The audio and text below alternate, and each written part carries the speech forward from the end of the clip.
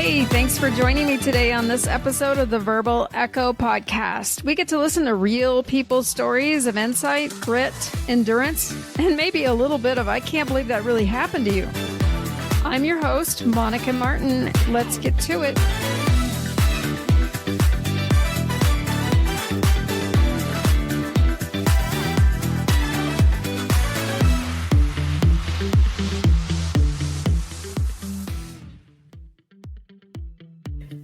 If you've ever wondered what the Akashic records are and how you can use them in your own healing work, you're really going to love this interview today. My guest is the founder of Fire and Ice Transformational Coaching. She uses the Akashic records, sacred soul alignments, Reiki, energy work, and other methodologies to help her clients transform their lives. Welcome, Jillie Maria. Thank you for having me. I'm happy to be here. Yeah, I'm really excited for this conversation. I have brought on another spiritual woo-woo person, so I'm really looking forward to this. So I was just wondering if you could tell us a little bit about your backstory, how you came into this space, and what brought you to be a healer. Sure. So I had a confluence of events happen in 2011, which forced me into therapy. And by forced, I mean I found a therapist through a friend of mine who said, I'm holding you to account. You need help. And go find a therapist. I don't really want to hear anything about details. Just I'm going to be an accountability partner. And I did that. Worked with her for about a year and a half. And then found energy healing, and then found the Akashic records, and so on and so forth. And just, it kind of kept cartwheeling into my being an accidental, but now realizing they were synchronistic spaces. And then as I was growing in my own healing process, I accidentally became a coach in 2014. How that happened is I was talking to a friend of mine and giving her advice and getting intuitive hits and sharing that with her. And at one point she said, I need to pay you for all this. Tell me what is your rate? And I, at the time, was a virtual assistant. So at the time my brain stopped and froze, and I went, I have no idea what to do with that. And so I threw out a number and she agreed to it. And that became the start of my coaching career. And then I was still a virtual assistant at that time and coached her for probably about a year and a half or so. And then, interesting tidbit, we had a falling out. I hit a wall. And I realized, as I think we often do when we come into the healing space as practitioners, quote unquote, is a lot of people get into the space of, I want to be so busy helping other people that I don't have time to do my own work. And I want to share with you that it is imperative that you do your own work or you will hit the wall. It is not a pleasant, fun experience. I quit coaching. I wasn't not out there coaching. I just didn't have any clients for about 6 or 8 months. And I retooled a bit and I reestablished who I wanted to be, how I wanted to show up as a coach, how I wanted to show up as a practitioner, and stepped into the Akashic records and Reiki, and then sacred soul alignment, and then another level of sacred soul alignments, and so on. And the work that I get to do now and the things that it has changed in my life, I mean, it's changed my whole life in its entirety. Because I now do trauma and emotion coaching, and it is a dual passion along with working and speaking on mental health, because I feel like those are forgotten topics. And I feel like we talk about mental health when someone, passes from some unfortunate reasoning. And, we talk about it when someone's in crisis and makes the news, or, like a Britney Spears thing, or someone has a breakdown, it's super public, or, you have a Twitch situation where somebody it comes out of left field that someone has taken their own life. And that's when we talk about it. But otherwise we are mute. And so part of the reason why I do trauma and emotion coaching is because I get underneath people's trauma. We get into the emotion and we resolve the emotions. We go backwards. And when I look back on my life, where I am now, and I've, done multiple interviews and whatnot, and I have so many people that will say, was there a point in time in your life when you realized that you were meant to do more? There was more going on. And I'll say, I've been an empath my whole life. I've been a medium since I was a child. And I've been, in my gifts, I've been in my clairs since I was a child. And I had an experience. My dad had at one point rented a very old, probably 200 plus year old house in the middle of Maine. We were in the middle of nowhere. And I looked out my window one night and into what was a hayfield. And it had been, at that point, it had been harvested. And there was a little girl. I saw a little girl in a white outfit, and she was glowing. And there was nobody around that I knew that had kids. I mean, the nearest house was like a quarter mile in one direction or the other. And I don't think that I mentioned it to my dad or my stepmom. I don't remember at this point if I did, but I just remember being fascinated. And I remember the next day when we walked the dogs to the lake, I was trying to look for this girl. And I would years later go and do some research on it and find out there was a fire nearby and the little girl had died. And I was, wow, okay. But I still didn't make the connection, like what actually was happening. And then years after that, I was at the crystal shop that I frequent, and there was a woman that came in and she was looking for selenite, and I got an intuitive hit, and I explained who I was, and I said, what are you trying to do? So she was telling me what she was trying to do. And she was trying to, she had inherited her brother's house. He passed away. I'm in North Carolina, and the house is in Oxford, which there's so many areas and towns and houses in North Carolina that experienced Civil War battles. And the house that she lived in with her brother at the end of his life, she basically had Civil War soldiers' energy attached to her. And I said, so you wanted to clear the house and protect the house, and you want to do a selenite canopy. And so got her set up with that, but also said, hey, I've got this notion, maybe you think I'm crazy, but may I share? And she said, sure. And so I cleared her of all that energy. And it was I just followed my intuition and allowed myself to just go. And it was heartwarming. And it was one of those situations where I had no plan. I had no expectation, nothing. And, toward the end, she said, can I give you a hug? Yes, you may. So we, hugged. And she said, I came in here planning to waste time. We were just trying to spend time at the flea market, and you changed my life. And this was completely unexpected. And so, when she left, the owner of the shop said, tell me what you just did. So I explained what I did. And it's like, wow, I don't think I'd ever want to be responsible for something like that, and crossing different realms and, all those pieces. And I think that that's part of why a lot of us don't do our work. A lot of us are afraid to come into our gifts. A lot of us are afraid to, be healers. And something that I want to, clarify for anybody that's listening is that being a healer is being a space holder. It has nothing to do with the modality, because I see that a lot too, where people will go display their cute little certificate and say, I'm a certified whatever. And I'm excited for you, but a lot of courses don't teach space holding. And they don't teach you what to do if you are sending Reiki, or you're in the Akashic Records, or you're working with Sacred Soul Alignment, or you're doing whatever you're doing with a client, and they suddenly have a traumatic memory come up, or they suddenly are bursting into tears, or they're shaking, or they suddenly are feeling like waves of hot or cold, or they suddenly start getting goose flesh. What do you do?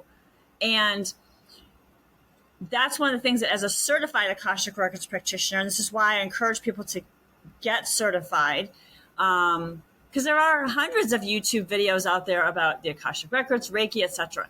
And if you're a skeptic, if you're not the kind of person who would reach out to me, for example, and say, hey, I'm just curious about this, tell me all about this. Sure. There are, dozens of books, there are dozens of YouTube videos, but one of the things that I learned, and that one of the things that I teach when I teach the Akashic Records also, is how to hold space and what exactly that means, and being in the real space of the sacredness of what you're doing when you're healing, quote unquote. That's really important. When you mentioned space healing, I thought about how it correlates to active listening. And a lot of people don't really know how to active listen. That's one of the core things that we learn in space holding and coaching and that sort of thing, is how to be in the service of others and not think about what's my next thought, what am I going to say next, but just sit in the space and allow that person to express the full message that they want to share. So do you find that that's kind of goes along with active listening? 100%. And like you said, a lot of people do not know how to actively listen. A lot of people are also, and that's again, goes back to what I said before about getting into your own trauma, because you will get triggered. You will have things that you'll take personally, or you'll make them personal. If I'm a bad healer, if that person doesn't take that step, or I'm a bad healer if that person doesn't do this or that. And you can be a fantastic healer and they're just not ready. Or you can be, an amazing healer and that person has to bridge the gap in in trust and safety. Because a lot of times if you've got trauma, your trust has been broken, probably multiple times. You have either a physical, emotional, or mental safety issue going on. So it's really hard to just take someone at their word. I'm not going to do this, because if people's actions and their words haven't matched in the past, or someone said, I'll always love you, and then they hit you, or they always will love you, and then they leave, or they say, I'm going to be here always, and they're not. And whether that is a conscious choice or whether they're taken away, is a very quick example. One of my dearest friends, her dad is very much in her life. They have a fantastic relationship. He was in the military when she was growing up. So he would deploy frequently, and he would say, I always love you and I will always be here. And she took here to be here in the house. And so when dad had to deploy, she would have this sense of abandonment. And even though she would see him on video and she would, she just, as a child, she didn't connect those two things. So they had a conversation probably in the last 3 years or so, as she's come into adulthood, saying to her dad, this has registered for me as an abandonment wound, and not asking for anything from him, just saying, if I do things this way, it's because I'm afraid people are going to leave, and it has registered as that.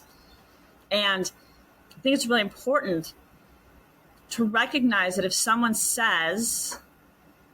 tells you their truth is that you've left, or you've done this, or you've done that, if we can be in the space of receiving that, actively listening to it and hearing it without offense and saying, oh, yeah, I can see how you would see that as abandonment.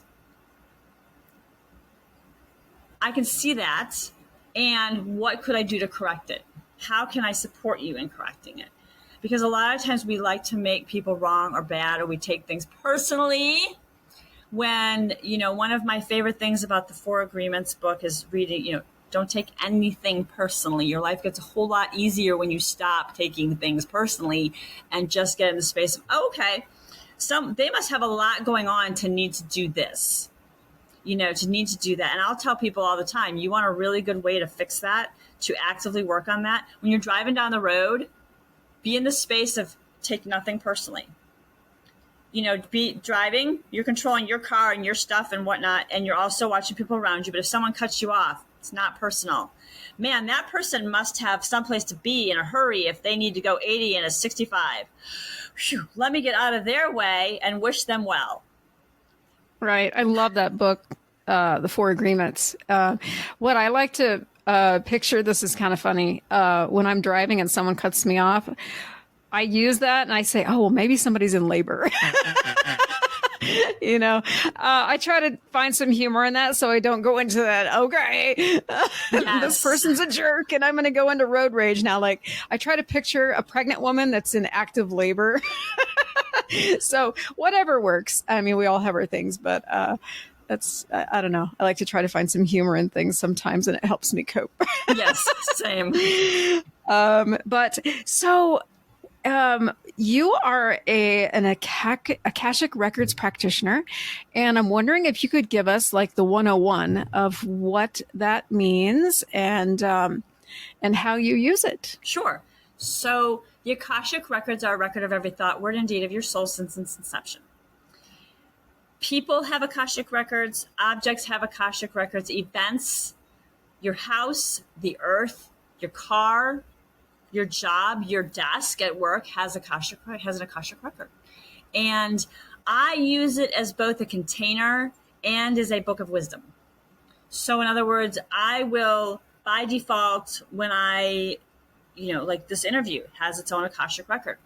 When I do lives in my group, I do an Akashic Records live in my group, that group setting has its own Akashic record. And how I use the Akashic Records is to delve deeper into, and it's not just, a lot of people have the notion that it's past lives. It's like, oh, can we dig into my past life? Sure. And I like to use them for depth for current situations. So for example, if someone asks me a question about, let's say, hey, I have 2 choices in 2 jobs and I'm wondering which is the best for me. Or, I need to consider a move across country. And, is that in my best and highest interest? And, a lot of times I'll, get a yes or a no. And then I like to add the nuances. And as an example, I had someone ask me about it probably 2 years ago now, if a job that was her perfect dream job was for her best and highest good. And as I was even reading the question, I got an instant no. And I used to be in a space as a practitioner where I'd be afraid of saying no. My people pleaser would come up and I'd go, I don't want to say no.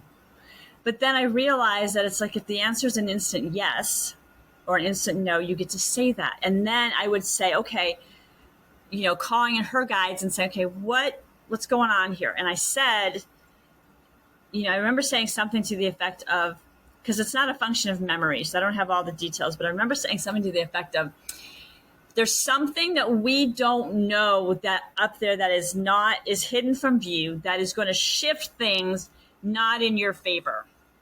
So she, went on and said, thank you very much, and didn't take the job. And about 3 months later, reached out to me and said, I just got to share with you what happened. I didn't take the job. And the company in the last week filed for bankruptcy and imploded. She said, so I would have left a good job. It was not a great job. It was a good job. That was an okay fit that paid the bills, and I knew the people, and I was good at my job, etc. For a great job, quote unquote, that was temporary. And she said, I just wanted to say thank you for saying no and for giving me the nuanced details so that I could say no and be at peace with it. And I'm so glad I didn't take that job because, man, I would have been looking for work and the whole thing. And that's a lot of times what I think, we focus so much on past lives. I think a lot of people miss the magic of the Akashic Records. I mean, I first came into the Akashic Records, and it was kind of funny because I had joined a group back when groups were a new thing on Facebook, and at the behest of a friend of mine who was trying to help her friend build her group. And a woman did a Akashic Records live. I had no idea what I was raised, Catholic, and I was a good little Catholic girl and all the things. And she said, post a question in the comments and I will get to as many as I can. And I don't even remember the question anymore. But I do remember the answer being spot on and my mind blown. Like, what in the? And she said, let me know if that resonates. And it did deeply. And so a couple weeks later, another woman, and my mind was clicking in the meantime. What if I got to go research this, because what if I could read my own Akashic records, and I wouldn't have to wait for a live, and I could ask more than one question, and I was fascinated. And then a couple weeks later, another woman did Akashic Records live, and so I posted my question, and she answered me, and again, it was mind blown. So I would then go into getting my Akashic Records certification, and, I've since done thousands of sessions and thousands of single question readings, and, I've also looked in the Akashic Records of, Civil War battlefields and houses, and it's amazing. Part of that is, dives into the house mediumship piece as well is, when I do house mediumship and people will say, please don't read any of the history of the house before you come. And I'm like, okay, no problem. And I, every single time, the house does not tell you the things that are written down in, grandeur, the parties, the, sassy history. The house is going to tell you about the indentured servants or the tragedies or the things that, the window that's hidden in the wall behind the drywall that when you start to do renovations, you're going to find.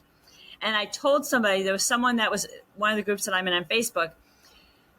They were debating whether they were going to take down drywall. And I said, well, whether you believe in what I do or not is irrelevant to the conversation. I don't take anything personally, etc. I'm not asking you to believe it, but I am telling you, I'm looking at that wall and I'm seeing what looks like a window. And I said, did that wall ever used to be an exterior? Because it wasn't at the point. And they came back and said, yeah, this actually used to be the exterior and they built on. And so they went and they came back and said, whoever the person was who said that there was a window, we tore out the drywall last night and there was indeed a window there. In place, intact, they just had drywalled over it because it didn't fit the aesthetic that they were working on.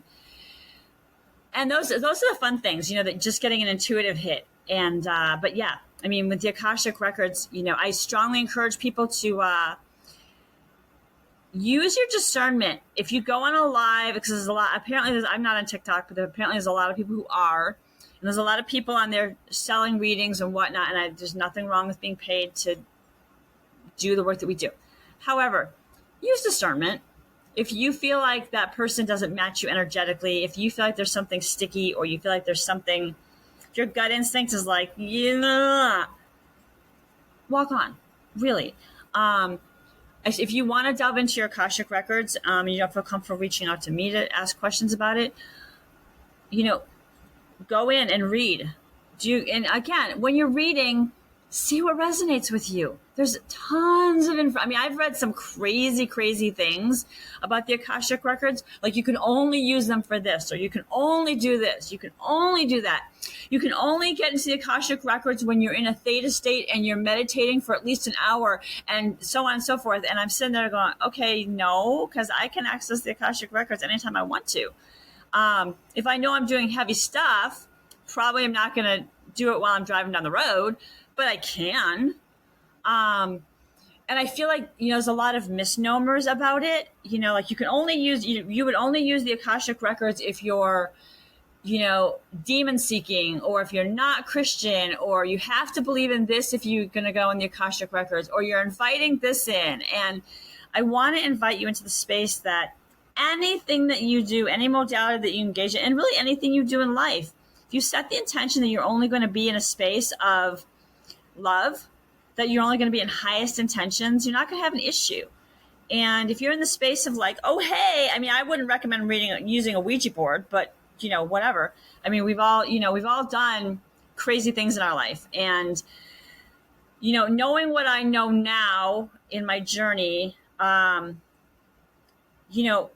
of why I advocate strongly for being a certified Akashic Records practitioner is that it's given me information on boundaries. It's given me information on what not to do.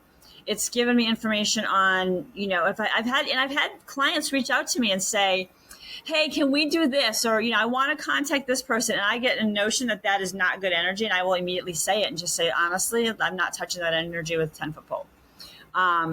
If you want to go there with somebody else that's unethical, you're more than welcome to do that, but it's not an ethics thing. And I, feel like I have, we can have a lot of fun with the Akashic records, and it's a sacred container. And so I get to strike a fun balance between those two things. I like that. There's a lot of weird energy going around like TikTok and Instagram right now. I don't know where these people are coming from, but I've noticed like some of the people that I follow, some prominent people that I follow, you'll see them suddenly post something about, hey, there's only this one account.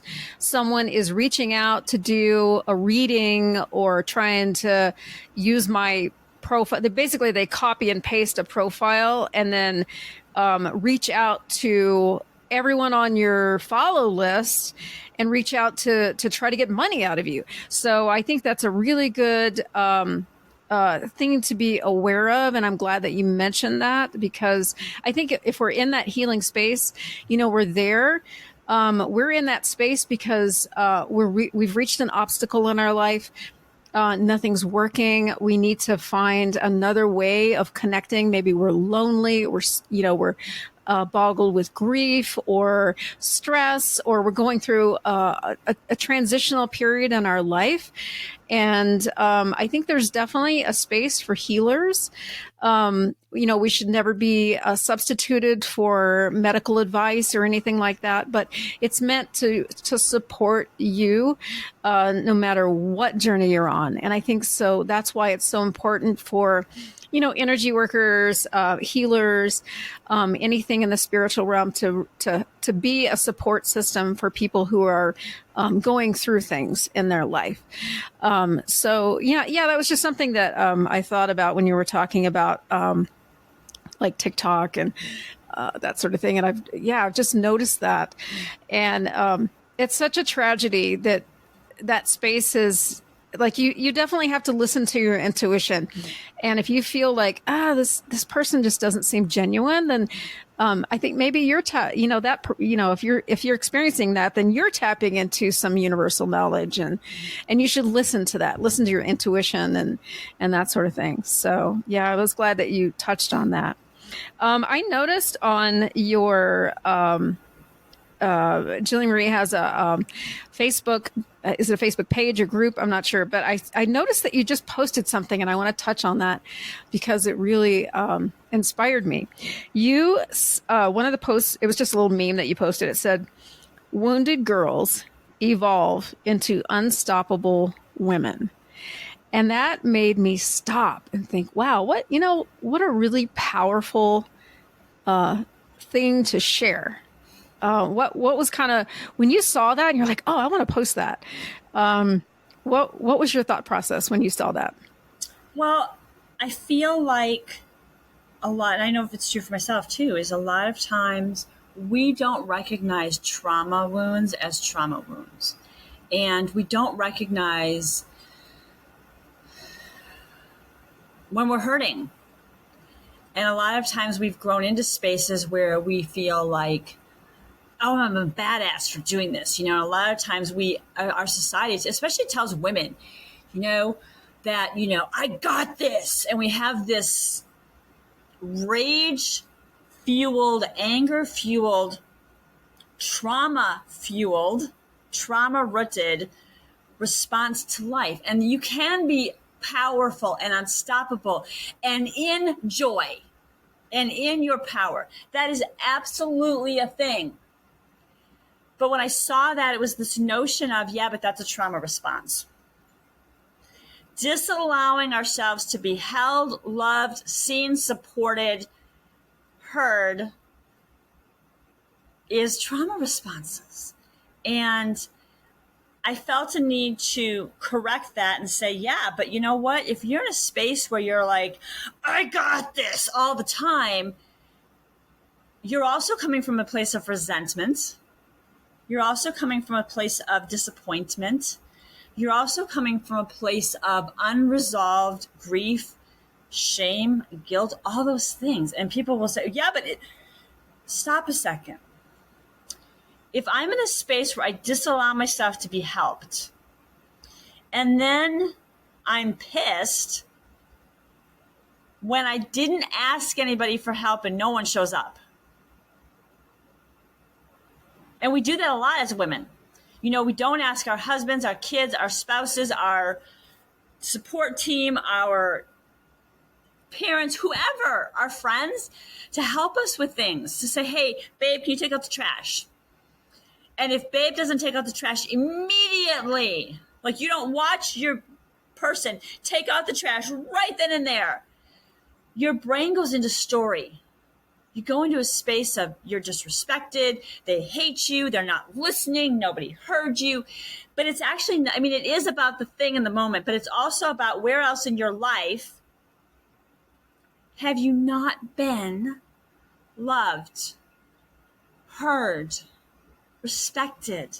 Where else in your life have you not, when you, on the flip side, because then at a certain point, when you've asked your spouse to do something, your partner, your kids, whatever, and they don't, you stop asking. If they're not doing it exactly as you would do it, exactly in the moment you want it done, your brain decides, your traumatized little kid brain goes, no one does anything. No one helps anybody around here. I'm just going to go do it myself. And that builds in rage, disenchantment, all those pieces, where then you're walking around going, the world hates me. And you're taking everything personally and you're making everything about you. As opposed to like, babe, I need to pee, but I will take care of that trash as soon as I get done. And they take care of the trash effortlessly on their time. And so I feel like when I saw that meme, it was like, wow, this is so much, like I could write a white paper on this. But I wanted to stop and say, you know, there's too many memes that say one thing, but we don't as a society want to dive into, yeah, but that's a trauma response. Getting angry with people for not showing up for you when you didn't ask them, because 9.5 times out of 10, I will talk to my clients and I'll say, okay, did you ask the person to show up for you? Or did they ask you to hold the door? And you'll say, well, no. Okay, so you're mad at somebody for not showing up for you, but you didn't ask them to show up for you because you were afraid they weren't going to show up because when you were a little kid, nobody showed up for you. Exactly. And now you're pissed, and now you're running around being, I am great. I am unstoppable. I am fantastic. I am woman, hear me roar. I am a badass boss. You know, all the things that we like to label on ourselves. As opposed to saying, you know, I really want to be that unstoppable, joy-filled woman. But right now I'm really feeling really small and afraid. I'm feeling like I have a lot of rage and I have a lot of things to say and no one hears me. And again, that goes back to the active listening point. There's no one's listening. That's so powerful. There was a lot of, I hope that message reached anyone who needed to hear that. I know I got chills. I thank you so much for sharing that because, you know, I think when we hear that, like, I think you're right, that I am woman, hear me roar. It goes across all genders too. You know, it's a common theme. And I think it just, you know, like our world right now is so, like when you look at the yin and the yang, we are really in the yang right now. Our energy is really pushing and work and push. And there's a lot of fire going on right now. And I think that we need balance. And when we push too hard, just like that meme, you know, we need to step back and say, why am I pushing so much? And I think your message, is really helpful, and I hope that was able, you know, hope some people would benefit from that. So thank you for sharing that. That was really, gosh, I got chills when I heard that. Like, oh, I can just think of some times, even recently in my own life, like, oh man, I shouldn't have done that, and that was like my, like you hear a lot about inner child, like, you know. Oh man, I shouldn't have done that. That was like my inner child, like standing in the corner with my arms folded and being pissed off and like, ugh. Yeah. But sometimes it takes a little bit to realize what's going on. So Yes. that's all good. Yeah. Yeah. Maybe be okay with holding space for yourself. 100%. We're not perfect. Yeah. And that active listening for yourself, even if it's like after you come into contact with a situation, like being okay with allowing yourself to experience whatever you had and transforming it into another situation that can be supportive. Yes. So thanks for sharing that. You're welcome. Yeah. So what would you, if someone was interested in learning more about the Akashic records, what kind of resources could someone find out there? Obviously, connecting with you would be a great way. But let's say someone is not quite ready to do that and they want to do a little background work. Do you have any recommendations for anyone who's searching for that information? I will say when I first heard of the Akashic records, I went online and I did a cursory search of the Akashic records, and I just started reading up.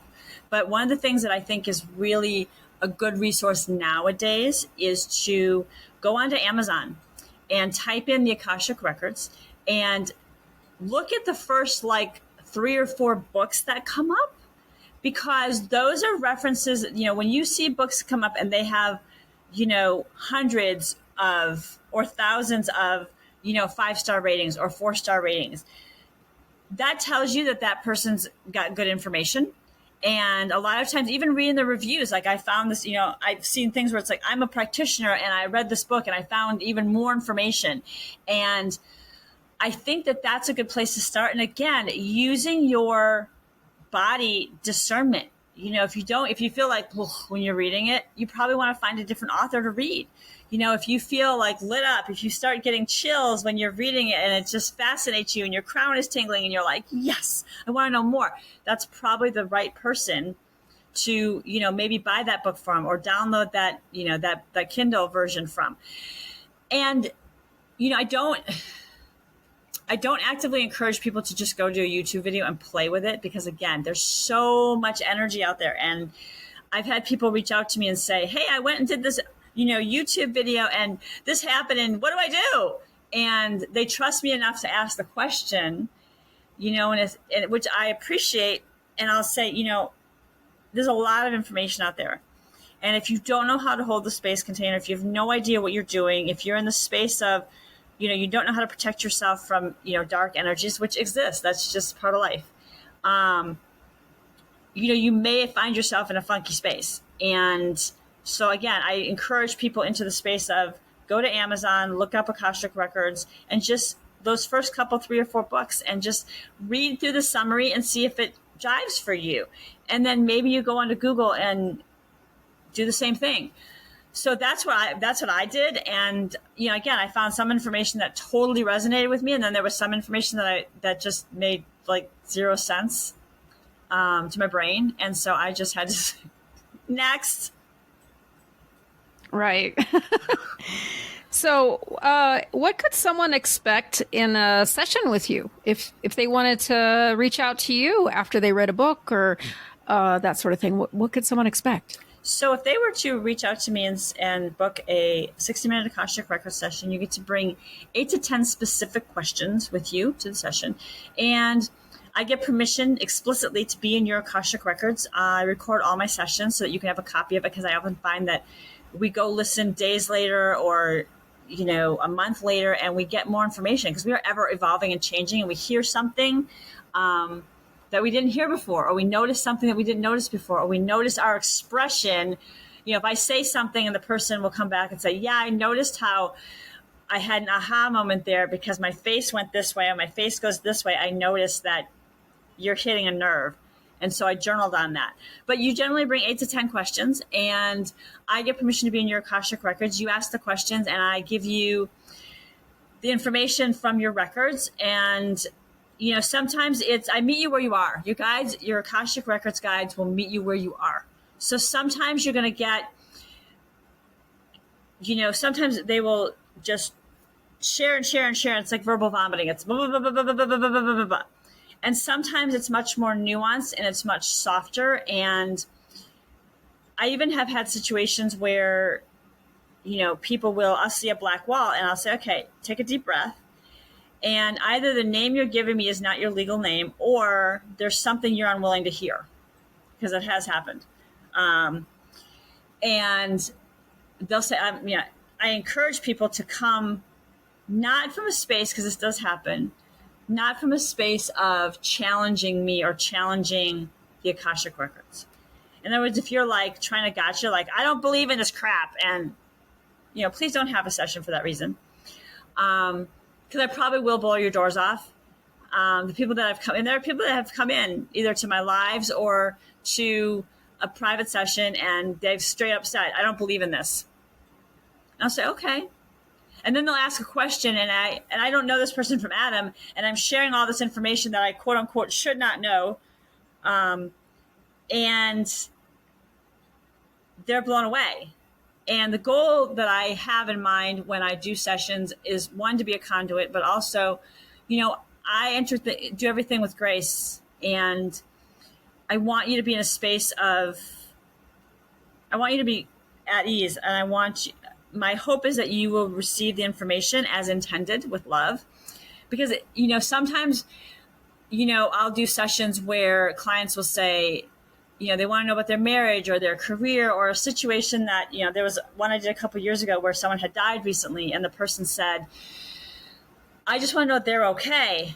And we were blessed that the person that had passed away came through like very clearly and very strongly. And the person I was reading for just was stunned and was just in tears and was like, you just resolved a huge weight. So the session can be whatever you want it to be. It can be funny. It can be heartfelt. And sometimes we're dealing with real serious stuff. Sometimes we tap into, trauma, or we tap into realizing why you're doing a thing. And it all depends. It really depends upon what you as the client bring to the session. But I aim to walk you through 8 to 10 questions. I aim to give you as much depth and clarity as I can. And, bring a little bit of joy, bring a little bit of hope, increase your confidence. That's a session with me in a nutshell. Thanks for sharing that. I like that you touched on skepticism a little bit. And I have some thoughts on that. Maybe this will resonate with you. So I think that whatever our message is, especially in the spiritual realm, whatever message we're trying to get out there, it's going to resonate with the right people. And the people that it doesn't resonate with us, of course, they don't connect with us, or they roll their eyes, or, or maybe they are publicly skeptical. And I think it's really hard now that we're all kind of like out there, maybe on video, some of us are on TikTok or Instagram or Facebook or whatever, but you kind of have to be, because that's really the way the world is. And so my thoughts on skepticism are that whenever someone is ready to hear something, or they're ready to receive that information, then it's gonna resonate with them. And if it doesn't, and they're very vocal about, hey, you're crazy, you're, like, what does that exactly mean? What kind of space are they in? Like, especially when you're talking about like past lives and that sort of thing. Like, maybe this time around, they're just not ready for that. They're just, so as a healer and that sort of thing, you have to be able to accept that space that they're in, and send them off with love and kindness, and just accept that that's, your message is not going to be for everyone. And someone once told me, if your message upsets someone and makes other people super happy and connected with you, then you're doing it right. Yes. You're doing it right, because you are not going to make everyone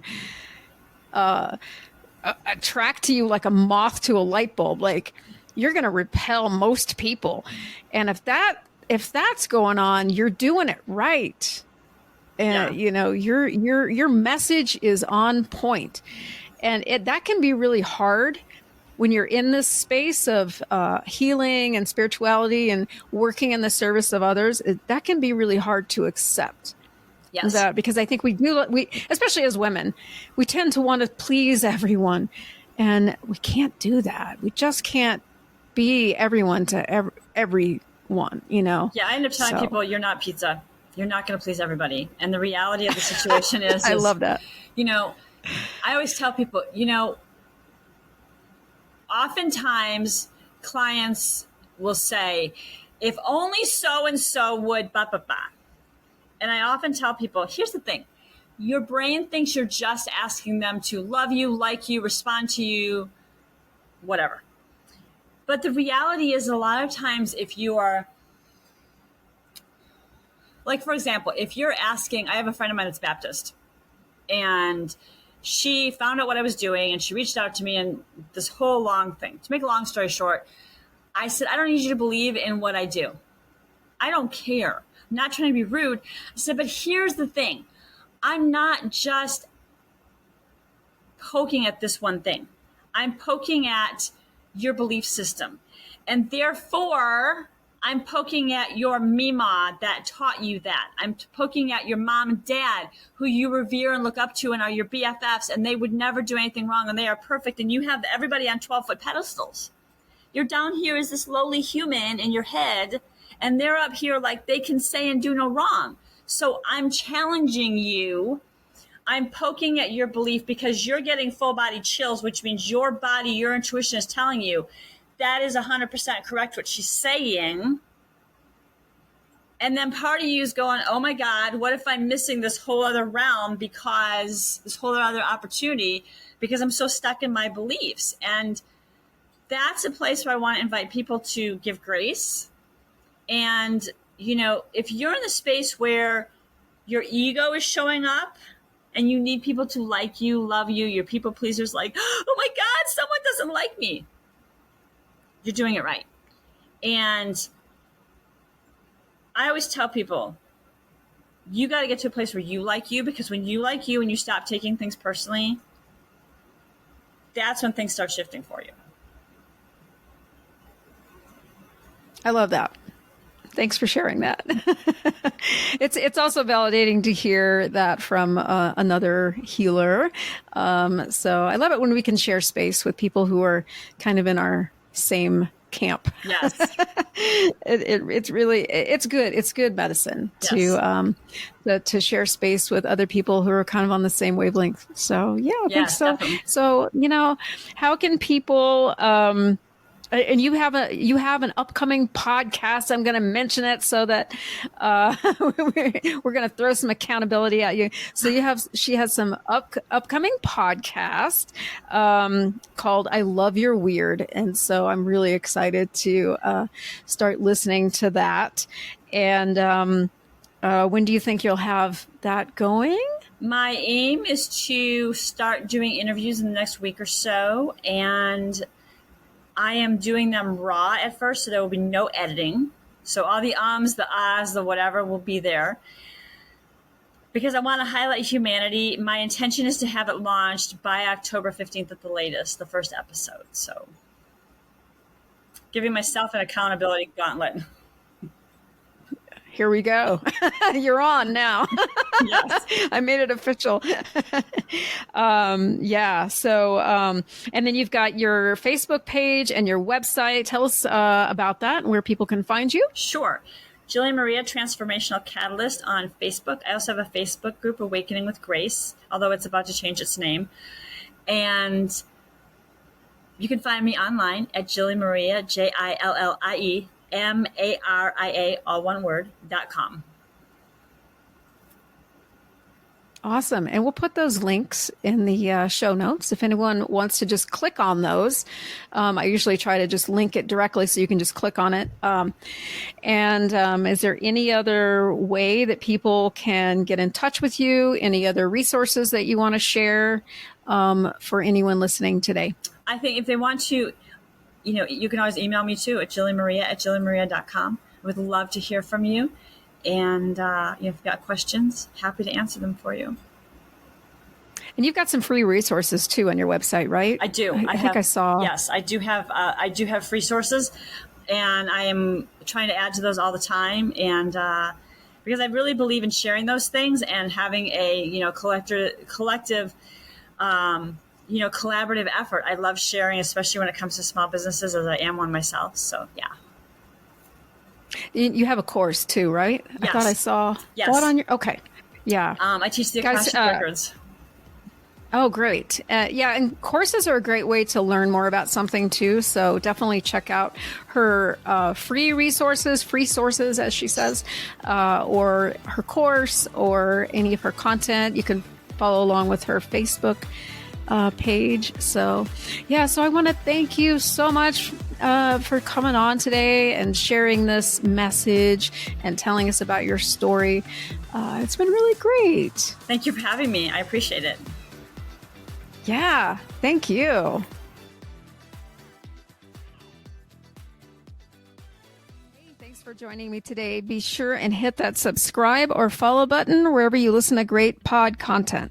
I'd love it if you could tell a friend about this podcast, and you can find any links mentioned by my guest or by me in the show notes below. Our music is Funk Beats by Ecolix, and you can find them on the Audio Jungle. I'll catch you next time around. See you soon.